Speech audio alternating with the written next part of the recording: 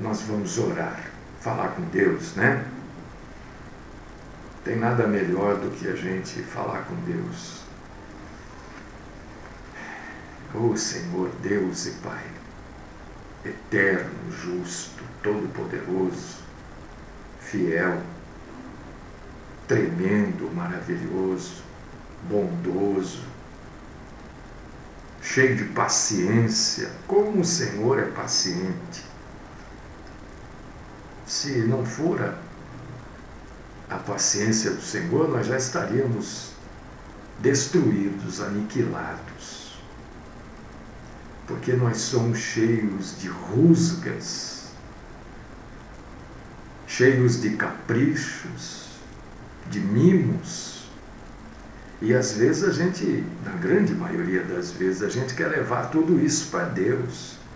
A gente quer que Deus nos mime como criancinhas, como bebezinhos que estão iniciando na vida. Oh, longanimidade do Senhor, bendita longanimidade do Senhor. Graças nós te damos, Senhor, por este dia.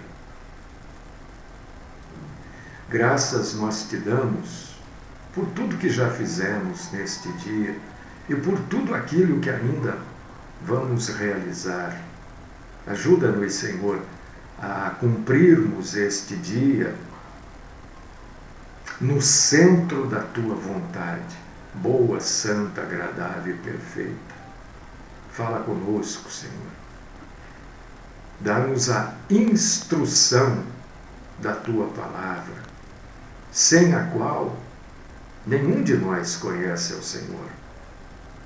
E se não conhecemos ao Senhor, como é que vamos obedecê-lo? Como é que vamos amá-lo? Ajuda-nos, ó Paizinho querido. Ajuda-nos, ó Deus eterno, justo e maravilhoso. Fala conosco. Livra-nos, Senhor, de todo tipo de mentira, das mais sutis às mais escabrosas. Fala conosco. Esta é a oração que faço nesta manhã, por mim, pelos meus irmãos e irmãs, no santo nome do Cordeiro Santo de Deus, Cristo Jesus. Amém.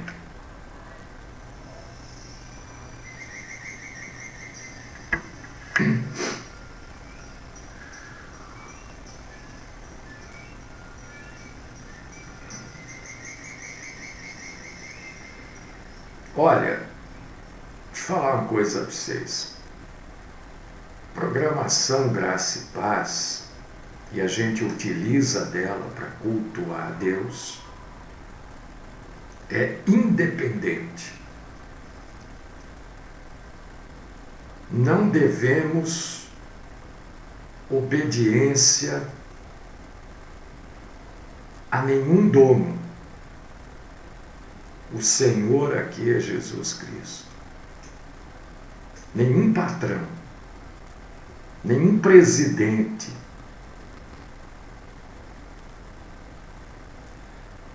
Por causa disso que é independente, interdenominacional. Temos nada a ver com denominação nenhuma, até porque, biblicamente, não existem denominações. Então aqui a gente não vai proclamar ensinamento dessa ou daquela denominação. E o que qualquer denominação proclamar como Bíblia e não for, nós vamos combater. Porque aqui a gente combate seitas, heresias, falsas igrejas, que infelizmente são a maioria. Aqui a gente batalha pela fé que uma vez por todas foi dada aos santos, como está lá na carta de Judas. E não é à toa que a carta de Judas antecede o livro do Apocalipse. Proclamamos, anunciamos e trabalhamos pelo arrebatamento da igreja. Trabalhamos com o evangelismo. Por causa disso que as pessoas não gostam, as pessoas querem culto para elas. Aqui não. O culto aqui é para Deus, não é para mim. E nem para você. É para Deus. Ah, mas tem 10, 12 pessoas que seguem você. Não tem problema, não é para me seguir. Eu nunca falei para ninguém, olha, vocês me sigam, viu? Sigam a Jesus, ué. Se aqui prega a palavra de Deus e você está me assistindo, você está seguindo Jesus, você não está seguindo a mim. Eu não tenho pretensão nenhuma de ser seguido, que é isso? Quem quer ser seguido são os falsos mestres, e eu, pela graça e compaixão de Deus, não tenho nada a ver com eles. Tá certo? Isso eu sempre falo quando eu abro tudo, né? 10 e 12 eu estou falando, mas hoje eu resolvi falar aqui. Né? O que a Bíblia diz sobre isso, sobre aquilo outro?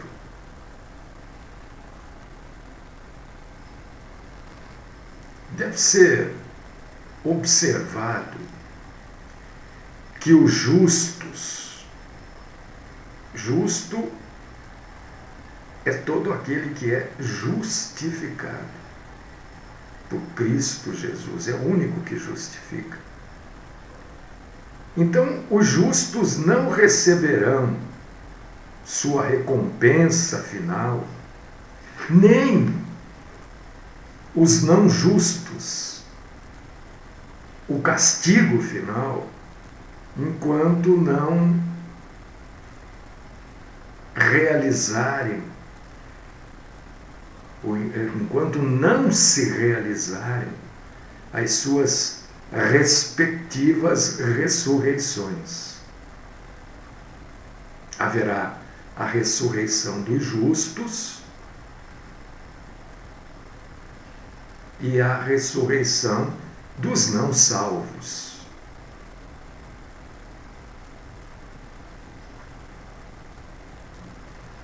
Os cristãos falecidos já estão com o Senhor. Quem morre aqui na terra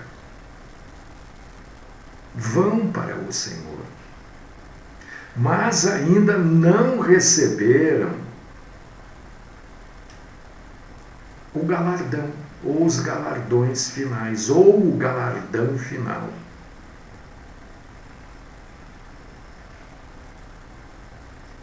Eu gostaria que, para você concordar ou discordar, porque aqui todo mundo pode discordar, agora com base bíblica, né? Se discordar escrevendo aí para mim que você aprendeu diferente, olha, mas eu quero saber o que a Bíblia fala, não o que você aprendeu. Entendeu? Eu acho que é a única pregação que você tem oportunidade de discordar. Mas com base bíblica, por favor, não venha. Olha, o pastor fulano de tal fala diferente. Olha, então você vai questionar a ele, não a mim. Né? E você vem questionar a mim sobre o que o outro fala. Eu também não acho correto você ir questionar o outro sobre o que eu falo. Abre a Bíblia. Apocalipse 14, 13. Leia lá. Os mortos estão num estado de repouso, de descanso. E não adianta falar, mas estão dormindo. Não, porque Apocalipse 7,15 diz que eles estão em serviço. Leia. Antes de falar qualquer bobagem, leia. Não quero dizer que você fala bobagem. Eu quero dizer que muita gente discorda porque não lê. Se você ler Apocalipse 7,14, você vai ver que eles estão em santidade. Alguém só pode estar em santidade vivo. Morto é morto. O corpo está morto, não está santo e nem pecando, está morto. E os ímpios estão aguardando o castigo final. É isso que a Bíblia diz. Não quero saber o que o Mormon diz, o que o Adventista diz. Eu sei o que eles dizem. Outros tantos aí. Eu sei o que eles dizem. Vocês acham que eu nunca estudei outras religiões? Eu nunca estudei seita, nunca estudei heresia. Como é que eu vou vir pregar uma coisa que eu não sei?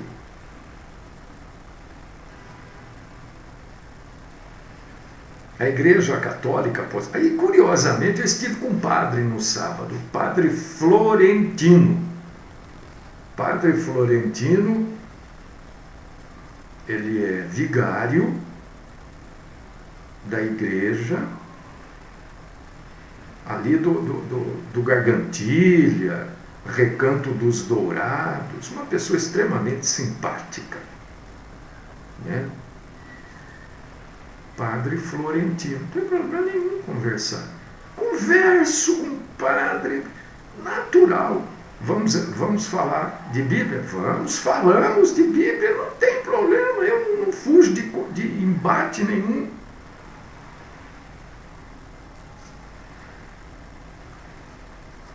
A Igreja Católica fala do purgatório. Isso que eu acabei de falar aqui, né? Que tanto os justos quanto os injustos estão aguardando, na verdade, as suas respectivas ressurreições, a Igreja Católica não crê. Mas eu não entendo como, porque está na Bíblia. A Igreja Católica em si, e eu não estou aqui falando mal. Falar a verdade é falar mal? Eu não estou falando mal. Estou dizendo de um ensinamento antibíblico. A Igreja Católica ensina que mesmo os salvos precisam de um processo de purificação antes de entrarem na presença de Deus. Eu sou radicalmente contra. Ou Cristo nos purifica ou não purifica.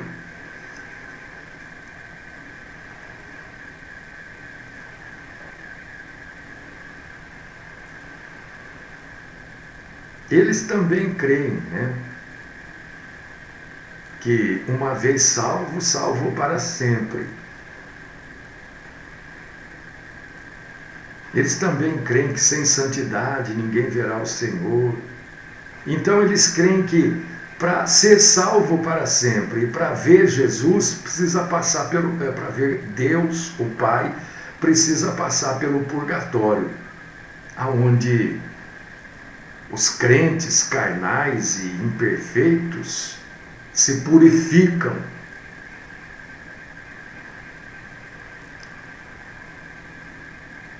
Esse processo, segundo a Igreja Católica Apostólica Romana, que é tratado como ICAR, para ficar mais fácil,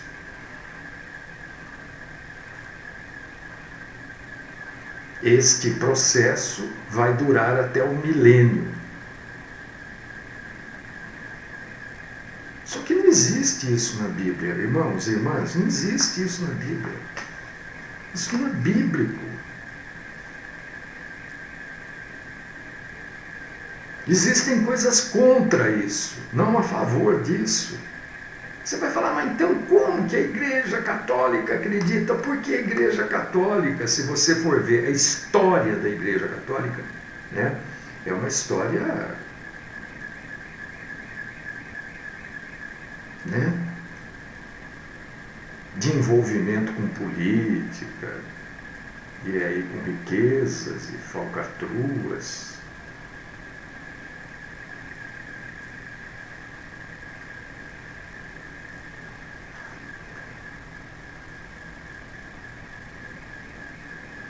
Depois desse crescimento na graça e no conhecimento do Senhor, que a gente faz questão de viver Ele, esse crescimento todos os dias aqui, porque eu estou aqui pregando, eu também estou crescendo na graça e no conhecimento do Senhor.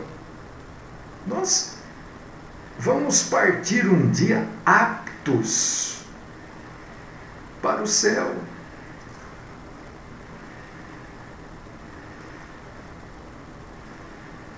Não precisa passar por purgatório. O sangue derramado pelo nosso Senhor Jesus Cristo na cruz do Calvário é totalmente eficaz para nos purificar. Porque se a Bíblia ensinasse diferente disso, se isso que a Igreja Católica Apostólica Romana faz fosse verdade, o sangue de Cristo, então, seria algo incompleto.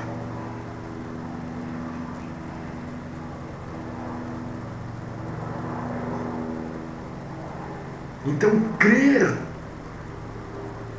no purgatório é não crer que o sangue de Cristo é suficiente. É não crer na obra completa de Cristo.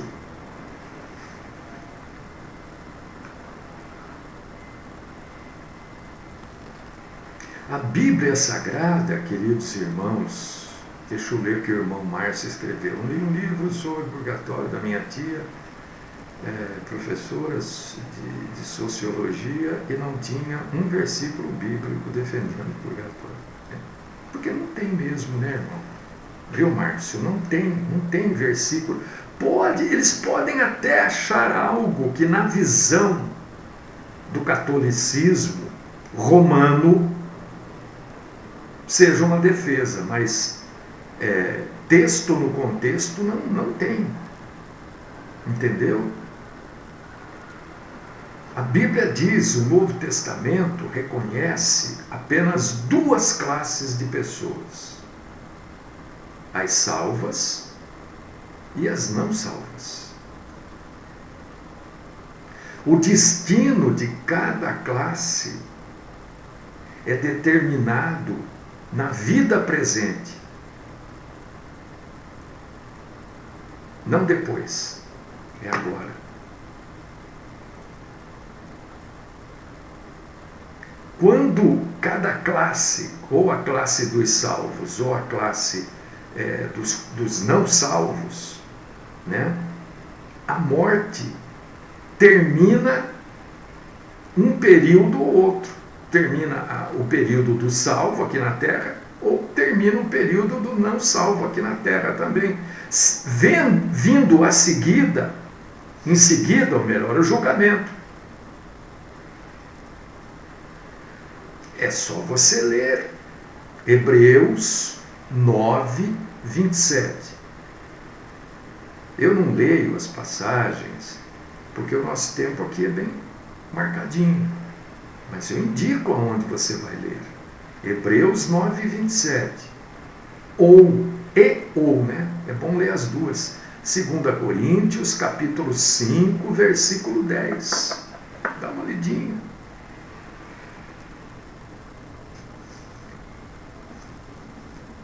Isto é Bíblia. Não adianta querer inventar moda.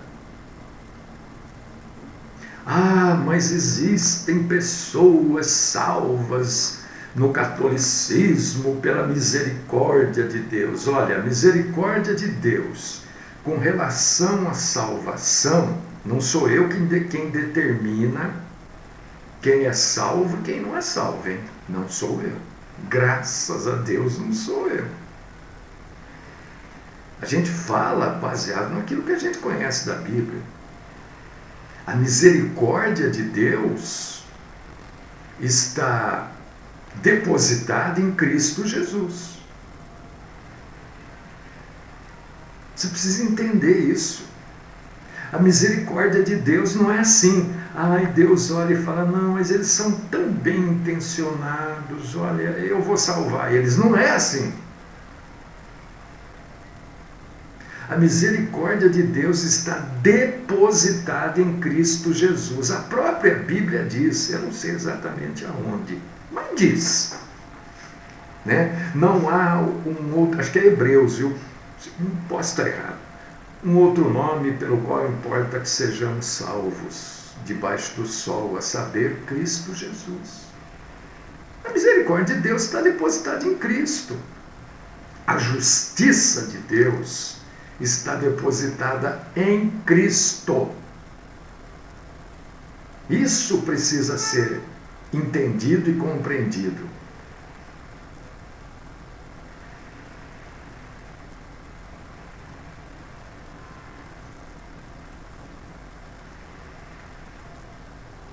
O Espiritismo, eu não estou aqui, alguns pensam assim, né? Ele está lá metendo o pau na Igreja Católica. Não estou metendo o pau. Eu estou mostrando lá, Atos capítulo 4. Ô, Hassan, ô Edgar, obrigado, querido. Atos capítulo 4, versículo 12. É que está falando que só através de Jesus. Por causa disso que a misericórdia de Deus está depositada em Jesus, não há? Ah, não, mas Deus é misericordioso, né? Sim, em Cristo. Se o sujeito não está em Cristo, está em Maria, está em José, está em Pedro, está na desatadora de nó. Você precisa ter esse entendimento, esse conhecimento. Obrigado, Edgar. Então eu não estou aqui falando mal, estou mostrando para você o caminho bíblico. O Espiritismo ensina que é possível, por exemplo, uma outra coisa que você precisa saber. Você precisa ter firmeza, conhecimento naquilo que você fala. Não importa se você... E outra coisa, deixa eu falar uma coisa para vocês. Por favor, cuidado. Gente, a internet tem coisas... Eu já falei isso, mas... A internet tem coisas maravilhosas. Mas a internet, cada um, na verdade, fala aquilo que quer.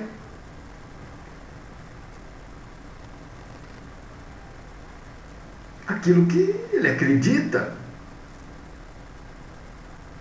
Então, muito cuidado com o que você fica ouvindo e vendo, esses vídeos aí, né? Depois você fica perguntando para mim o que o outro falou. Você me desculpe, eu não quero ser grosseiro, mas eu não tenho que justificar o que os outros falam. Não foi ele que falou? O que eu falo, você pode questionar de cabo a rabo. Eu vou esclarecer.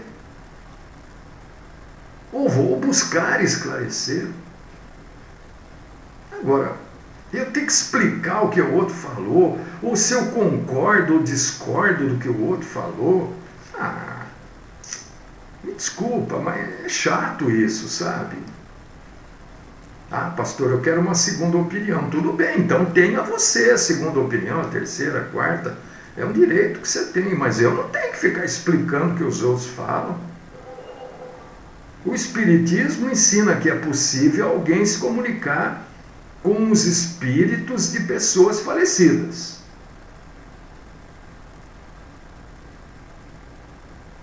E essas comunicações são conseguidas através de um médium. Médium. A Bíblia proíbe expressamente consultar médiums. Por quê?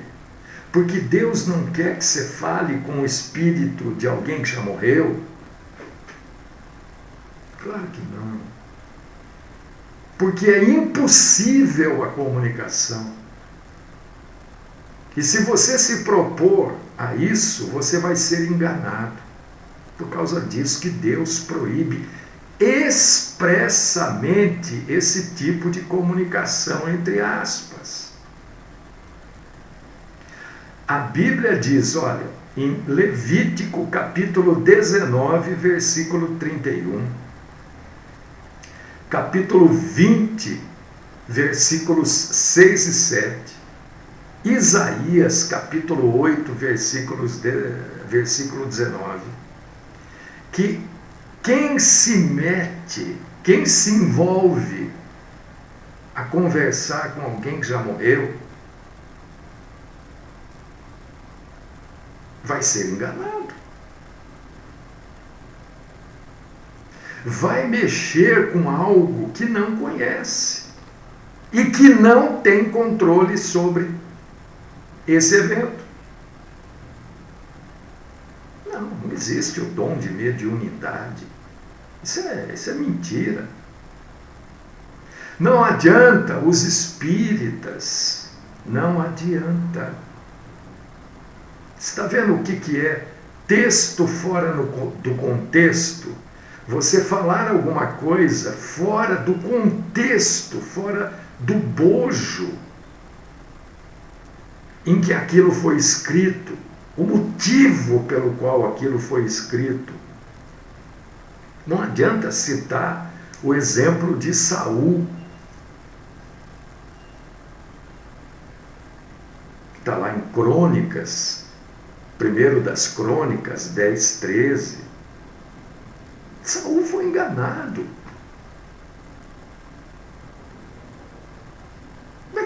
Como é que você vai citar o exemplo de um engano?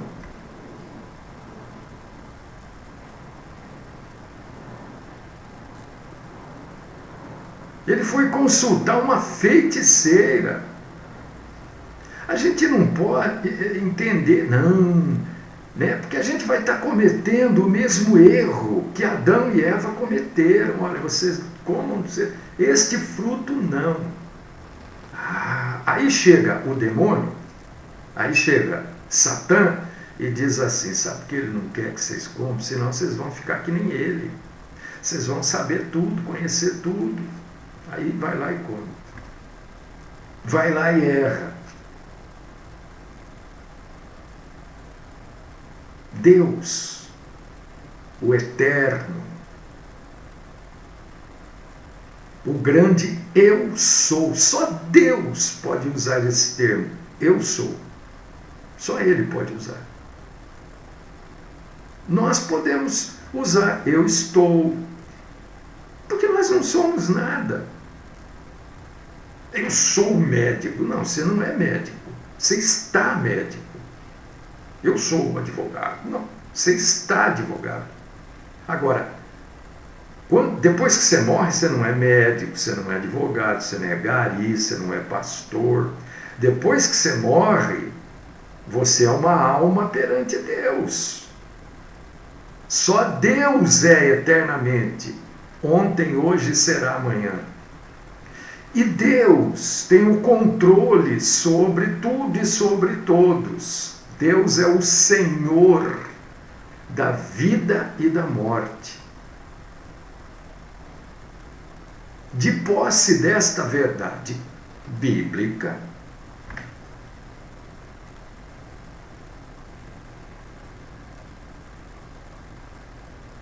nenhum morto pode estar sujeito a um médium. Se Deus é o dono, é o Senhor, Senhor é mais do que dono, né? Senhor é aquele que manda, é aquele que comanda, tem o controle da vida e da morte. Como é que um morto decide vir aqui, vir ali, vir acolá? Deus é o Senhor. Eu gostaria de convidá-lo para ler Apocalipse, capítulo 1, versículo 18, e Romanos, capítulo 14, versículo 9. Os espíritas usam muito esse caso de Samuel, né, que a pitonisa invocou o espírito de Samuel, e citam também a aparição de Moisés e Elias lá junto com Jesus e apóstolos no Monte da Transfiguração. Mesmo que fosse Samuel que apareceu para Saul, aquilo não foi uma sessão espírita, e Samuel não apareceu por invocação do médium. Mesmo que, eu não estou dizendo que foi. Se aconteceu, aconteceu por permissão divina. E se esse Moisés e Elias apareceram lá, não foi para uma sessão espírita, não foi para contar da vida de Pedro, foi por permissão divina do Senhor. E eu gostaria, porque seria importante se espíritas estivessem nos acompanhando, mas infelizmente a gente sabe que isso é difícil, né? Mas eu gostaria de convidar, porque não adianta, mesmo que os espíritas estejam um ou outro nos acompanhando, eles têm o Evangelho segundo o Espiritismo, escrito, o codificado por Allan Kardec, que aí teve um trabalho, né?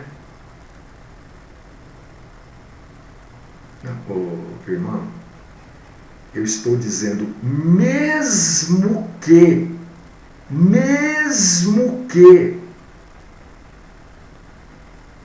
você ouviu bem esse termo que eu usei? Mesmo que tivesse sido Samuel, foi por permissão de Deus, mesmo que. Mas eu gostaria de convidar você para ler Lucas 16, porque a passagem que relata o caso do rico e Lázaro prova biblicamente que para os mortos não é permitido comunicar-se com os vivos.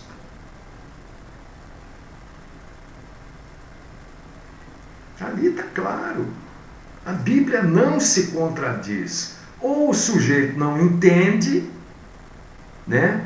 Ou ele quer, na verdade, usar aquilo que ele quer, aquilo que ele acredita, aquilo que lhe é benéfico no momento, como palavra de Deus. Então ele deturpa, então ele torce a palavra do Senhor, o que é muito comum nos dias de hoje. A verdade é que a maioria dos fenômenos espíritas foram provados como fraudulentos. O problema, né, é claro que ser fraude é um problema, mas nós estamos falando aqui de Bíblia. Ser fraude é um problema. Agora, o problema maior é o que tem de realidade nisso. Visto que a Bíblia nos deixa claro e o Senhor Deus não nos permite, exatamente para que a gente não faça parte desta realidade maldosa, terrível para a vida do homem, esta comunicação, a gente sabe que os mortos não podem se comunicar com os vivos, certo? Então, quando há algum tipo de comunicação, de manifestação espírita, o que está acontecendo ali então? Se não é o morto, o que está acontecendo? É só fraude? Já é ruim. Mas o problema é aquilo que vai além da fraude. É quando as forças estranhas, psíquicas, ou comunicações de origem espiritual,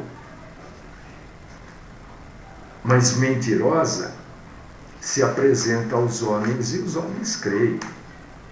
O homem crê muito fácil nas coisas. Espíritos sedutores.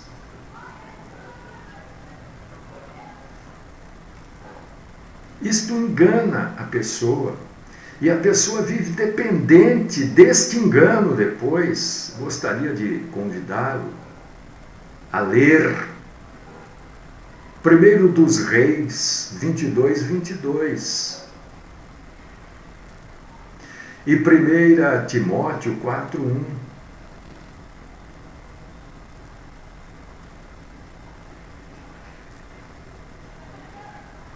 Nós, salvos em Cristo Jesus e por Cristo Jesus, precisamos de iluminação, de conselho, de ninguém do além-túmulo. Quem nos aconselha, quem nos ilumina, é o próprio Senhor.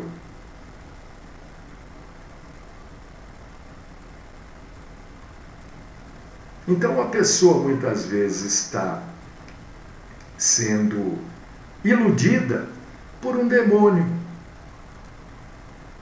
Não é o espírito de um falecido, é o demônio. São espíritos caídos, são as seclas, seguidores de Satã.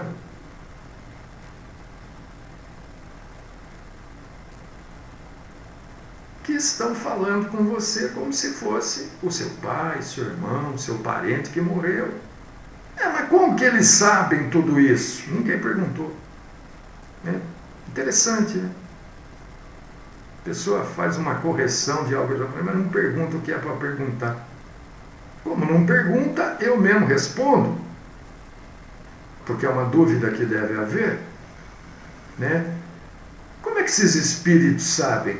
Porque esses espíritos estão em todos os lugares a todo tempo. Satanás não é onipresente, ele sabe das coisas, porque esses espíritos estão em todos os lugares a todos os tempos.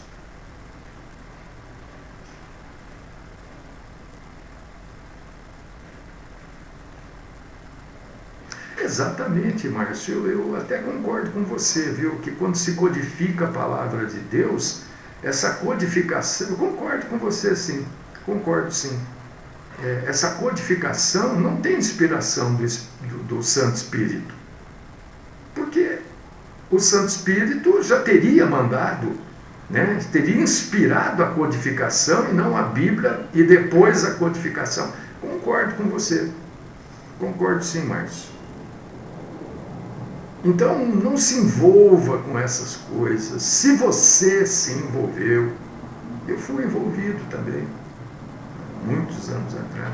Já sou perdoado por isso, me arrependo, era por ignorância, né? Já pedi perdão e creio que sou perdoado. Tá? Não se envolva, porque você será enganado e será acorrentado. Acorrentado. Luiz, eu entendo o que você escreveu aqui. Eu entendo. Eu não vou expor o que você escreveu, porque vai dar confusão. Mas eu entendo o que você escreveu, Luiz Aquino. Eu entendo. Não vou dizer que eu concordo, mas vou dizer que eu entendo sim o que você escreveu. Tá? E para a gente encerrar, bom, não se meta com o espiritismo. Porque você vai estar sendo enganado pelo próprio Satanás e por seguidores de Satã. Falei aqui um negócio meio sério agora, né? Bom, falei, está dito, é o que a Bíblia diz. Outra mentira que existe por aí, aqui eu vou ter que correr um pouquinho, porque o nosso tempo está acabando, é sobre o sono da alma, que é ensinado por alguns grupos. Vou citar entre eles os adventistas do sétimo dia, que creem. O que é o sono da alma? É a pessoa crer que a alma, depois da pessoa morrer, a alma permanece num estado de inconsciência até a ressurreição. Né? Crer que a alma permanece num estado de inconsciência, dormindo. O corpo vai para decomposição e a alma dorme até a ressurreição. Isso é chamado de sono da alma. Né? Isso, alguns grupos religiosos ensinam isso, principalmente, os que o mais conhecido são os adventistas do sétimo dia. A verdade é que a Bíblia mostra que a morte é como um sono. Mas isso em razão do crente que morre, falece, morre, o corpo fica lá, inerte, como se a pessoa estivesse dormindo. Perde a consciência para o mundo. A consciência do morto para o mundo. Os sofrimentos, as alegrias, as fadigas do mundo não fazem mais parte para aquela pessoa. Não fazem mais parte da vida daquela pessoa. Por causa disso que a Bíblia usa muitas vezes o termo dormir, indicando morrer. Mas a pessoa dorme aqui para este mundo e acorda no reino, se salva de paz e felicidade. Né? O Antigo Testamento ensina que, embora o corpo entre na sepultura, o espírito que se separou do corpo, né, vai ou para a alegria ou para a tristeza, mas vive em consciência, ou na alegria ou na tristeza.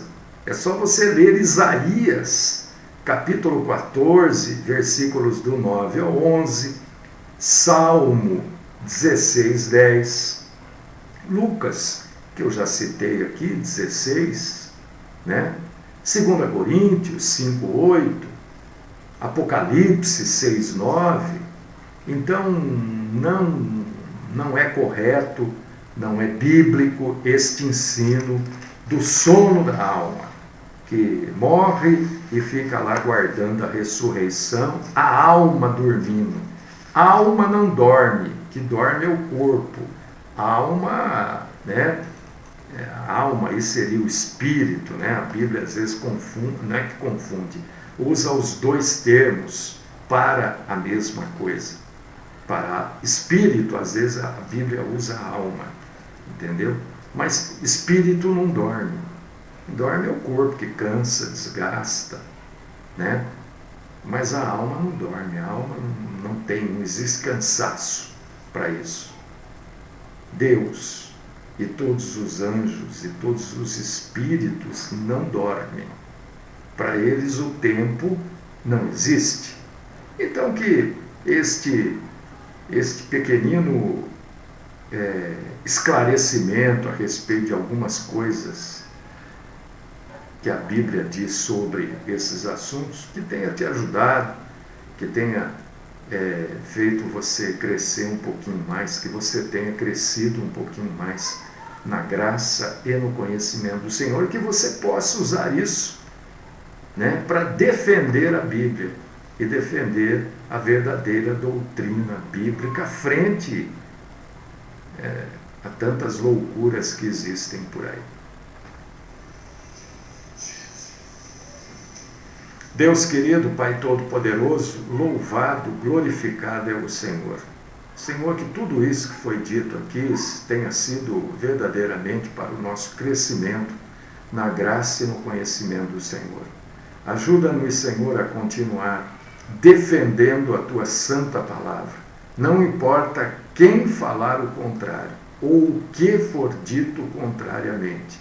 Nós temos a obrigação, o dever, como cristãos, como soldados do Evangelho, de levar a verdade, sempre a verdade. Continua conosco, livra-nos da mentira e, se for da Tua vontade, traga-nos amanhã aqui para exaltar e glorificar o Senhor. Esta é minha oração, no nome sagrado e poderoso do Cristo Jesus. Amém.